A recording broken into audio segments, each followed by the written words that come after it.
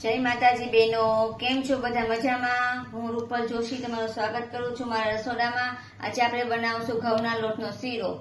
તો ઘઉંના લોટનો શીરો બનાવવા માટે મેં 1 વાટકો ઘઉંનો લોટ લીધો છે ઝીણો, અને 1 વાટકો ઘી લીધું છે. આપણે આ ગાયનું ઘી છે, દેશી ઘી, અને એટલી આપણે ખાંડ લીધી છે. જેવું મીઠું ખાવું હોય એ પ્રમાણે તમે ખાંડ એડ કરી શકો. મેં એટલી લીધી છે. અને પાણી જોશે તો પાણી આપણે ગરમ મૂકી દીધું છે આમાં. તો હવે આપણે ગેસ શરૂ કરી દીધો છે અને આમાં નાખશું ઘી. જરૂર પ્રમાણે નાખવાનું, જેમ જરૂર પડે એ પ્રમાણે.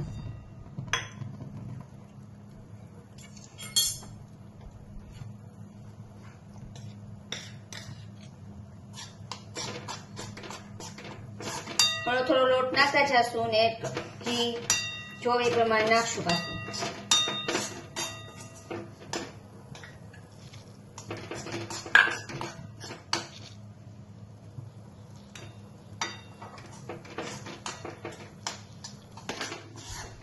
જો ભાઈ અમારા રમવા માટે આવી ગયા છે ને એને પણ બહુ શીરો ભાવે છે, તો એના માટે જ બનાવું છું. હા, ખાઈશ ને તું? ના, આપણે શીરો જે બહેનોને ડિલિવરીમાં આપણે દેતા હોઈએ છીએ આવા શીરો, ને મેં તો બહુ ખાધું છે એમ. તો મેં કીધું ચાલો આજે આપણે આ બનાવીએ.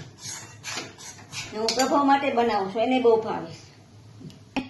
2 કે 3 મિનિટ માટે આપણે આને શેકી લઈશું.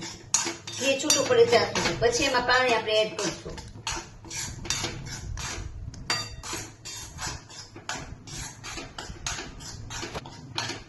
બોલાવજો. હવે આ સરસ શેકાઈ ગયો છે, એકદમ ગોલ્ડન કલરનું થઈ એવું. ને 2-3 મિનિટ લાગી આમાં શેકાતા. હવે આ પાણી છે ગરમ કર્યું તું એ નાખી દઈશું આપણે એમાં.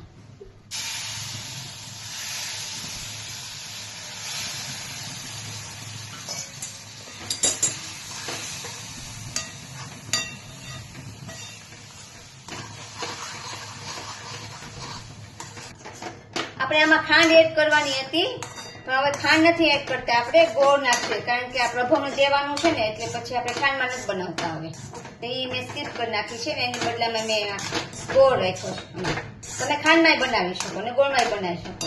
તો આ ગોળ છે એ બધું આપણે એમાં નાખી દઈશું ને મિક્સ કરી લઈશું બધું. તો હવે આપણે આ સર્વ કરી લઈશું.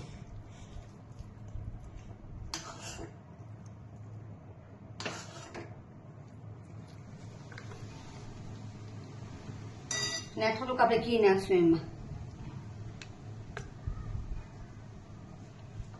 ને આ કાજુ ને બદામ એ નાખી દઈશું.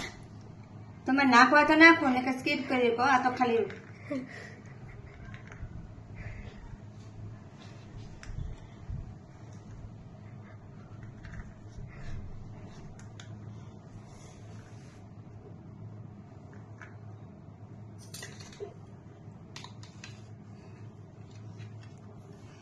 તો તૈયાર છે આપણા ઘઉંના લોટનો શીરો.